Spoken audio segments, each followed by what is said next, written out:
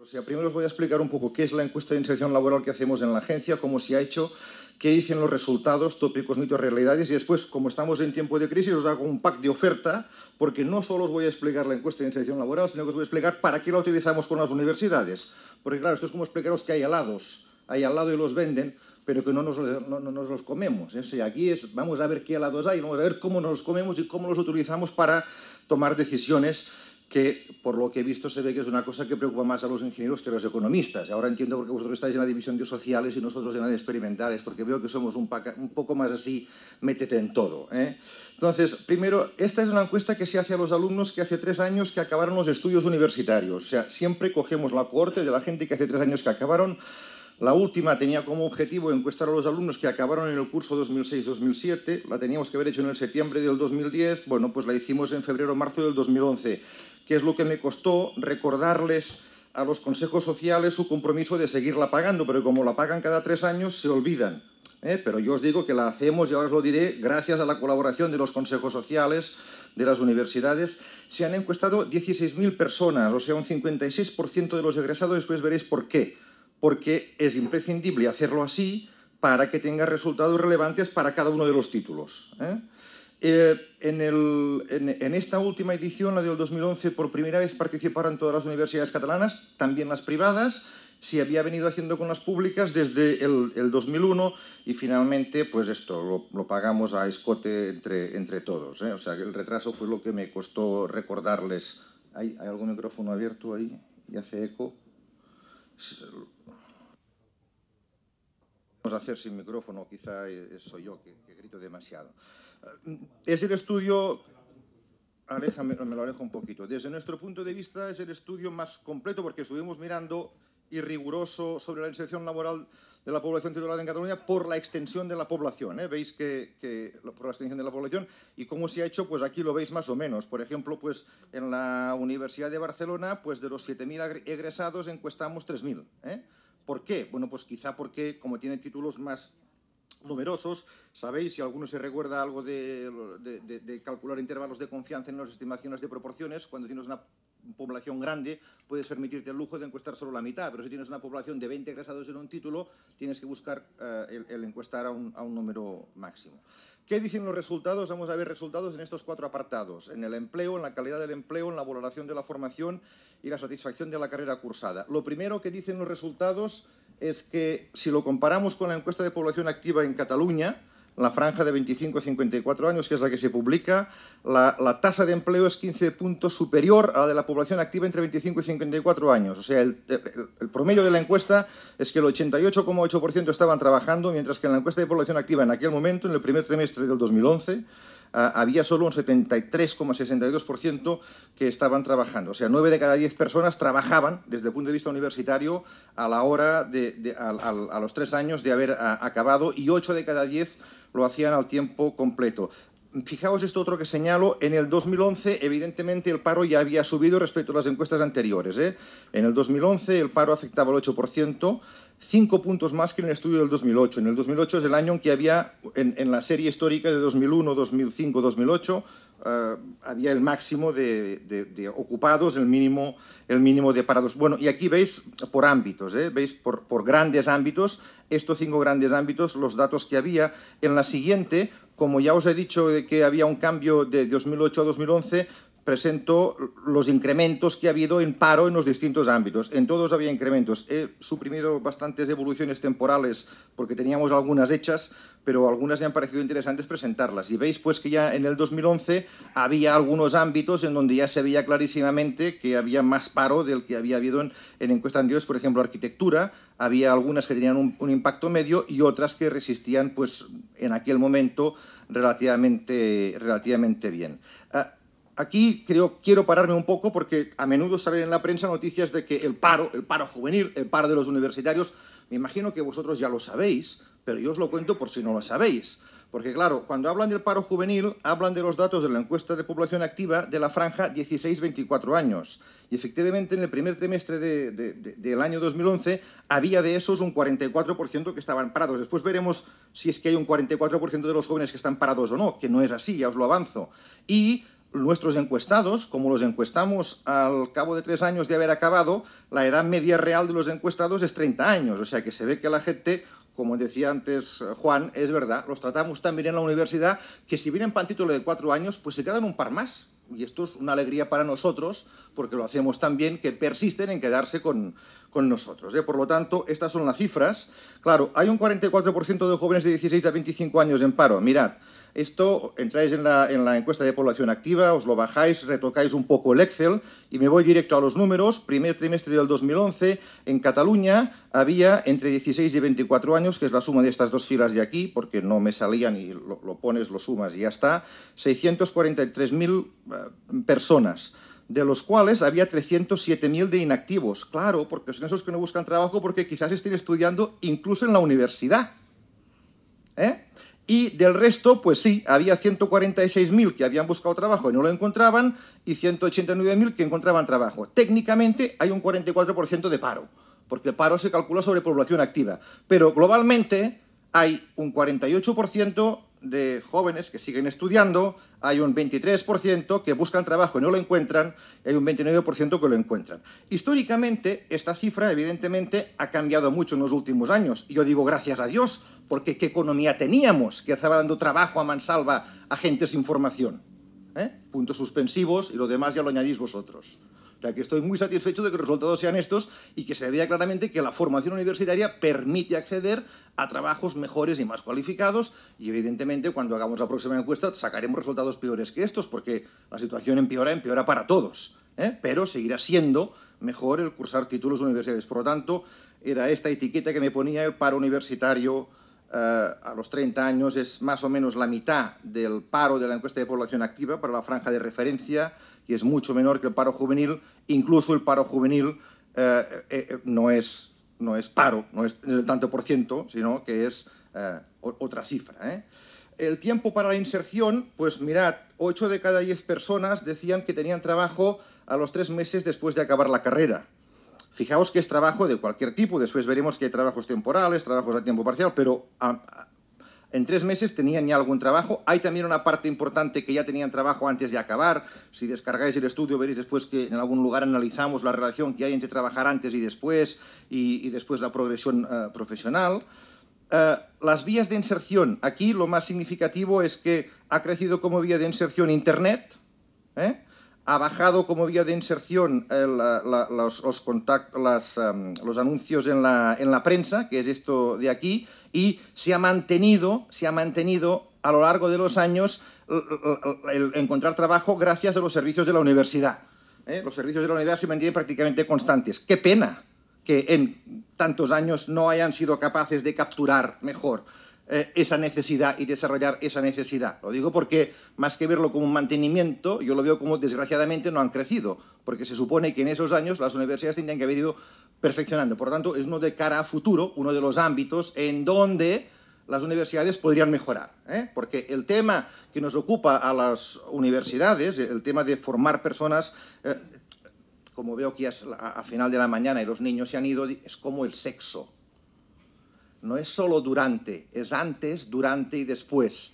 Es perfeccionar la captación y la orientación para que los estudiantes encuentren la carrera que les gusta, que la cursen con placer y que después que les ayudes al tema de la inserción laboral. ¿Verdad que os lo acordaréis esto? Lo recordaréis para siempre más. Bien.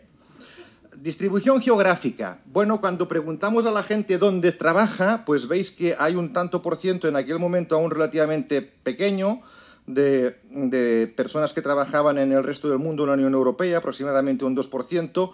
Por tanto, sí que tenemos una cierta pérdida de cerebros, de gente que dice, oh, es que se nos van, se nos van. Bueno, sí, hay algunos que se nos van, como hay otros que vienen, o sea que no pasa nada. Y hay una cierta, digamos, yo lo decía aquí, solidaridad interterritorial, que podría decir que es excesiva, poca movilidad. Antes, algunas de las gráficas que enseñaba Lorenzo, que decías el nivel de retribución en función de la movilidad, la experiencia previa o experiencia en la empresa, se ve que se paga más la experiencia en la empresa que no la movilidad. Este es un país que no premia la movilidad, antes lo comentábamos.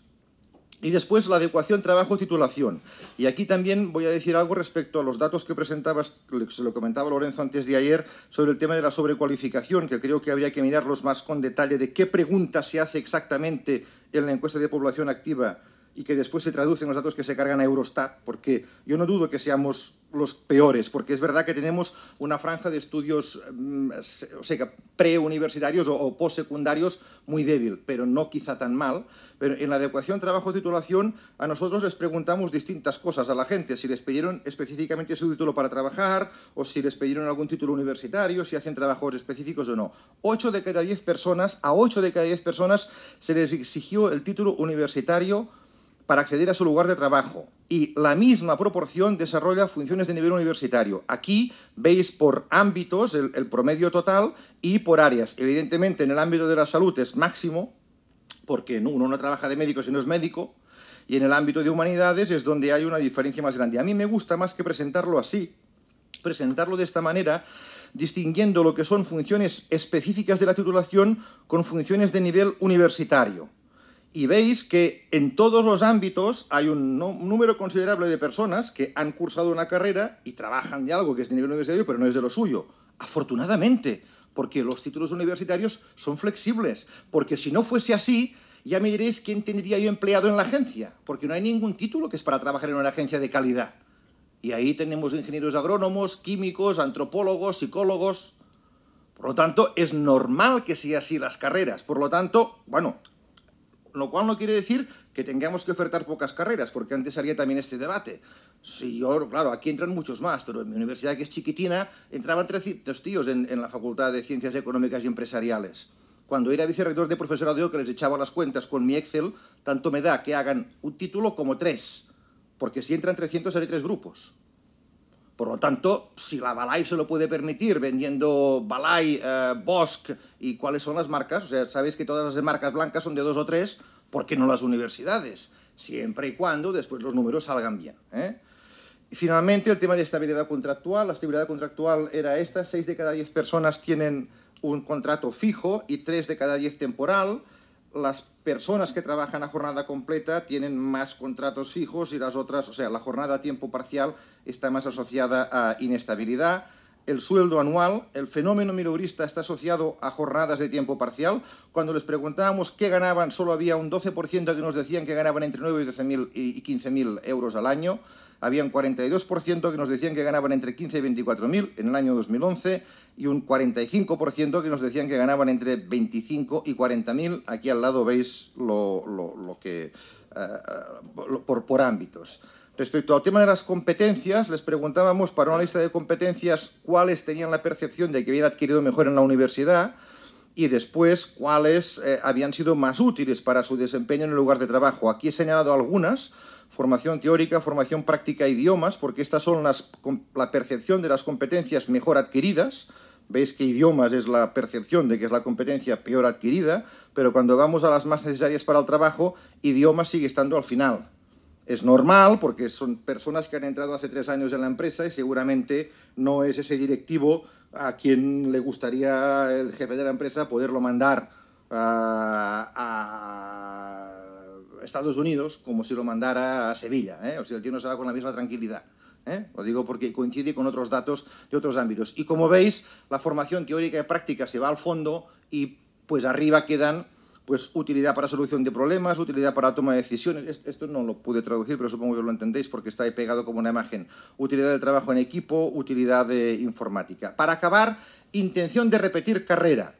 Bueno, los de la salud ganan, porque esos son vocacionales, es verdad. Si te metes a médico es que ya sabes, eso es tan largo que como no lo tengas muy claro, o enfermería. Por lo tanto, descontando el ámbito de la salud, que tiene un comportamiento singular, fijaros que los que tienen la intención más alta de repetir carrera son humanidades, a pesar de que son los que tienen menos retribución, les cuesta más encontrar trabajo porque también hay una componente vocacional.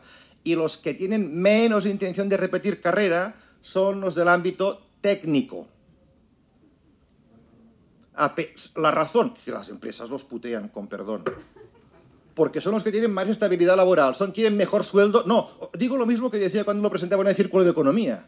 ¿Cómo entiendes que los que tienen mayor estabilidad laboral, mayor sueldo, les preguntas intención de repetir carrera? Porque además preguntamos intención de repetir carrera o intención de repetir universidad. En el ámbito de las ingenierías siempre hay un tanto por ciento mucho más alto de repetir universidad, pero no de repetir carrera. O sea, les decía, empresarios, ¿queréis más ingenieros? Empezad tratando bien a los que tenéis. Empezad tratando bien a los que tenéis. Porque veis que ahí, ¿ves? Cómo se hace grande, ¡pum! No, lo digo porque, claro.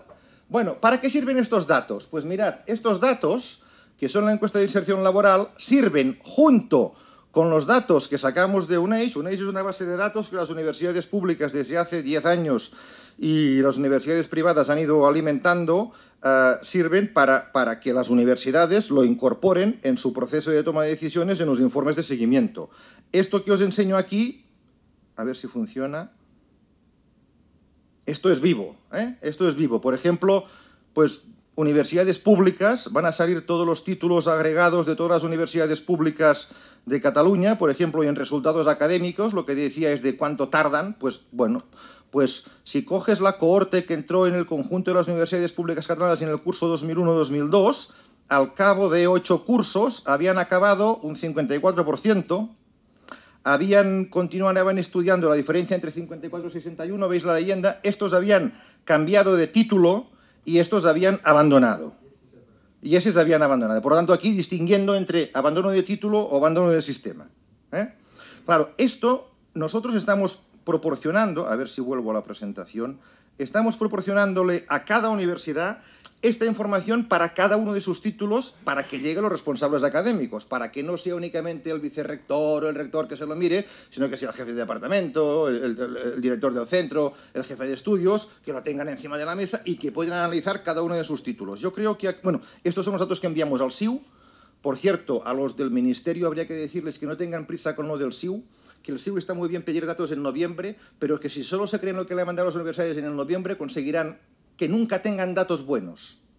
Y esto os lo digo porque nuestra experiencia es que hay que mandar datos en noviembre, hay que dejar mandatos en febrero y en marzo, y más vale trabajar con un punto retrasado en una serie temporal, pero que sean datos que se creen las encuestas. Esto a Cristina Moneo, la subdirectora que lleva el tema se lo he dicho 1000 veces, y entiendo que tengan prisa ahora, pero es que es muy importante de que las universidades se crean estos datos, porque si no, ya sabéis lo que te dice el rector, no puede ser.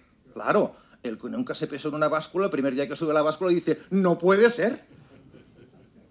Claro, no puede ser, no puede ser. Os voy a poner un ejemplo de un análisis concreto. Estos son 4 ingenierías que cogió de las viejas, de las que ya no se dan porque son los títulos de antes de la transición al espacio europeo en 4 universidades. Pues, por ejemplo, aquí veis, he puesto demanda en primera opción, oferta de plazas, y como veis, pues bueno, hay ajustes o desajustes, alumnos matriculados, media de créditos matriculados por alumno y créditos totales matriculados que salen por multiplicación, horas de profesorado permanente más ayudante doctor, o sea, serían todos los con dedicación a tiempo completo, distinguidas de las horas de profesor asociado que se consumen para dar cada uno de los títulos, porque las universidades están abocando, no sé cómo les llamáis aquí, mi universidad era el POER, el Plan de Ordenación Académica, se están abocando en el sistema, por lo tanto tienes una contabilidad de todas las horas que se consumen, por lo tanto al final puedes sacar ratios y decir, para desarrollar este título, cuántas horas totales de clase estoy gastando por alumno. Y como veis, pues hay números distintos. Estos parece que gastan más. Estos gastan 28 horas totales por alumno, aunque de permanente gastan como 15. Y debe ser porque tienen una gran proporción de asociados. Fijaos en estos ejemplos. Y después, claro, titulados de la corte. ¿Cuántos se titulan? En el primero no había datos disponibles porque ya habían cambiado el título nuevo. Pero en los otros, fijaros que al cabo de 8 años, en esta universidad se han titulado un 62%, en este un 48%, en este un 75%. Si os miráis la tasa de graduación, que es los que se han titulado en N+1 años, veréis que, bueno, como tengáis un hijo, como tengo yo, entre 6 y 7, porque tengo un hijo y una hija, y entonces la hija es de entre 8 y 9, y el hijo de entre 6 y 7, porque es mucho más inteligente que la hija, y si tiene 2 horas para trabajar, trabaja una y la otra se relaja para no estresarse. O sea, a ver si lo entendéis. Sí, 5 minutos. Pues entonces veréis que dependiendo de la universidad, pues va a poder triunfar o no. Por lo tanto, aquí hay que ir con mucho cuidado a la hora de analizar temas de estos. Incluso puede sacar finalmente una ratio de horas consumidas de profesorado por titulado. he puesto una línea que pone coste de profesorado por titulado, que la he puesto vacía porque estamos trabajando en ello. Las universidades ya han visto números de estos y vamos a hacerlos públicos cuando se los crean, aunque les duelan. Vamos a hacerlos públicos cuando se vean que les duelan. Porque esto que os explico aquí lo he explicado igualmente en el Consejo de Dirección de la Agencia con todos los rectores, o sea que es un aplauso para ellos porque creen que estos datos hay que hacerlos públicos. Porque creen que es la manera, como creo yo, de que la universidad pueda liderar un cambio social siendo transparente y siendo clara. Las encuestas de inserción laboral, lo mismo. Aquí hay una universidad más que no teníamos datos de rendimiento académico, pero sí de inserción laboral. Como veis, bueno, pues no hay resultados muy distintos entre los distintos títulos, aunque sí de consumo de recursos, en el tema de si hacen funciones propias o no. Para ir acabando, nosotros esto son los indicadores cuantitativos que alimentamos al proceso de seguimiento que hacen los títulos. O sea, lo que les exigimos a las universidades es decir, oiga, usted hace un proceso de seguimiento, mírese sus indicadores, analícelos y hágame propuestas de mejora. O sea, que estos indicadores no están ahí para ser vistos, están para ayudar a la toma de decisiones. Por tanto, si esto os parece que implica meterles a las universidades un cierto cuadro de mando y un ciclo de Deming de mejora, sí, ellas no lo saben, pero aquí, como creo que más o menos lo sabéis, os lo puedo decir. A ellos no se lo cuento, pero vosotros sí que podéis entender que al meterle un conjunto de indicadores y al decirles cada año, les estamos metiendo un cierto cuadro de mando y un ciclo de Deming. Los indicadores cuantitativos vinieron del programa experimental de seguimiento. A mí me gusta particularmente este esquema como ingeniero químico que soy, porque los ingenieros sabemos que lo que entra en un recipiente, si no le añades nada, sale igual que entró.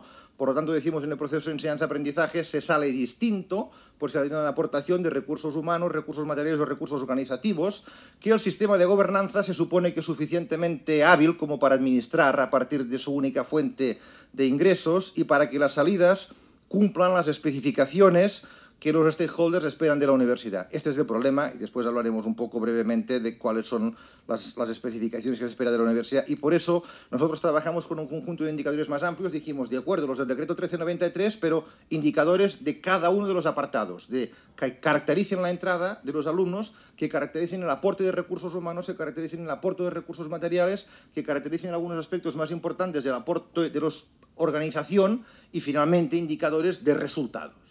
Y con las universidades trabajamos con este target de ir llenando. Algunos los tenemos, otros no, pero si no, pues sabemos qué hacer el próximo día. Esto es seguimiento, para nosotros es parte integral del proceso que va de la verificación a la acreditación. O sea, si has hecho bien el seguimiento, estás a un paso de tener la documentación suficiente para hacer la acreditación. Un título que no ha hecho seguimiento es que ¿qué vamos a acreditar? Es así de claro, o sea, el mensaje es así de claro. No vamos a venir ahora por las buenas y porque me enseñes que hoy vas muy peinado, me pensaré que vas cada día limpio a clase. No. Hay que ir cada día, hay que ir cada día peinado. Claro, ¿qué más podríamos hacer? Y aquí dejadme menos regulación. Mirad, la calidad es contraria a la regulación. Cuando hagamos todos lo mismo, seguro que seremos todos iguales, pero seremos todos igual de malos. La gente tiende a pensar que seremos todos igual de buenos. Eso es mentira. O sea, menos regulación en el tema de contratación y descontratación de profesorado. Yo os lo digo claramente. En la universidad hay elementos altamente improductivos y las universidades tienen que encontrar manera de ver qué hacer con ellos. Mirar los estándares europeos, lo dicen claramente, en el estándar 1.4 de las agencias. Menos regulación sobre la duración de títulos y la separación de títulos oficiales y propios. Menos regulación, que a nadie se le ocurra en este momento decir ahora todos a 3, porque eso es una maldita mentira. O sea, hay que calcular toda la integral de coste, o sea, el transitorio también. Quizá dentro de 10 años con títulos de 3, pero el transitorio sería un desastre. Es más, como teníamos datos de estos, tú has mencionado el nombre, yo lo repito, Miguel Ángel Quintanilla, cuando era director general de universidades, tuvo encima de la mesa de lo que le costaba al sistema universitario catalán pasar de 3 a 4 años con números, y le dije, de acuerdo, vamos a 4, pero lo pagas tú. No. Y provocó lo que ha provocado, o sea, que seamos realistas. Bueno, de los rectores porque cedían a las presiones de los que querían pasar de 3 a 4 años. Pero al menos yo sé que en aquel momento los rectores de las universidades catalanas estaban muy por quedarnos como estamos. Ya lo perfeccionaremos, porque además si os miráis los títulos de 3 años, y entrad en Windat y lo veréis, no había nadie prácticamente que acabase en 3 años. Acababan en 4, en 5, en 6 años. O sea, incluso si los títulos pasaban a 4 años, tenía que haberse dicho, el mismo plan de estudios que tiene, haga el favor de repartirlo en 4 años, a ver si conseguimos que alguien acabe en 5. O sea, se podía haber tomado esa decisión, pero decir, no ponga ni un crédito más, ni uno. Exacto. Por lo tanto, los instrumentos de verificación para mí son una bomba de relojería. El actual aplicativo de verificación hay que simplificarlo. Hace 10 días en la comisión Cursa se lo decía al nuevo director general de universidades. Y más de autonomía y rendición de cuentas. Veréis que esto lo tenía escrito antes de venir aquí, para reforzar mecanismos internos, para rendir cuentas de la eficacia y de la eficiencia. Y finalmente, yo una disquisición que me gusta, que digo que, hombre, cuando se hayan conciliado las diferentes expectativas, podremos hablar de resultados y recursos. Resultados, para tenerlo claro, primero es resultados menos nivel inicial. Normalmente el segundo término no se tiene en cuenta porque se da por supuesto que es igual y no siempre es igual en todas partes. Hay que ver el valor añadido y después en el denominador, coincido con vosotros, reglas y dinero. Y reglas son legislación y gobernanza. Por ejemplo, legislación. Podríamos cambiar y decir, el rector no puede firmar el convenio colectivo de personal de administración de servicios, lo firma el presidente del Consejo Social. Por ejemplo, y esto cambiaría muchas cosas. Podríamos, en vez de acreditar los másteres cada 4 años, decir, van a tener un ciclo de 6, como los grados, y estaremos todos más tranquilos. O podríamos simplificar el aplicativo de verificación, que no es ni legislación, que es aquello de romanones de que haga usted la ley y deme a mí el reglamento. Aquí es haga usted el decreto y deme a mí el aplicativo informático. Eso hay que simplificarlo. Pero para hablaros de gobernanza, ¿sabéis cómo me hubiese divertido yo si hubiese tenido la capacidad en la agencia de que antes de que las universidades empezaran a mandar títulos os hubiese dicho, oye, mándame primero el mapa de títulos que quieres tener y mándame tu plan estratégico de la docencia? O antes de mandarme el título de doctorado es, mándame por favor, solo para conocerlo, no te lo voy a evaluar, el plan estratégico de investigación y qué títulos quieres tener. Y hacer eso no cuesta nada, solo cuesta tener ganas de hacerlo. A mí no me faltan las ganas, pero hace falta que lo tengamos todos ganas de hacerlo. Por lo tanto, muchas gracias y el 3+2, 4+1 ya lo habéis visto qué opinión tenía, o sea que cuidado con eso.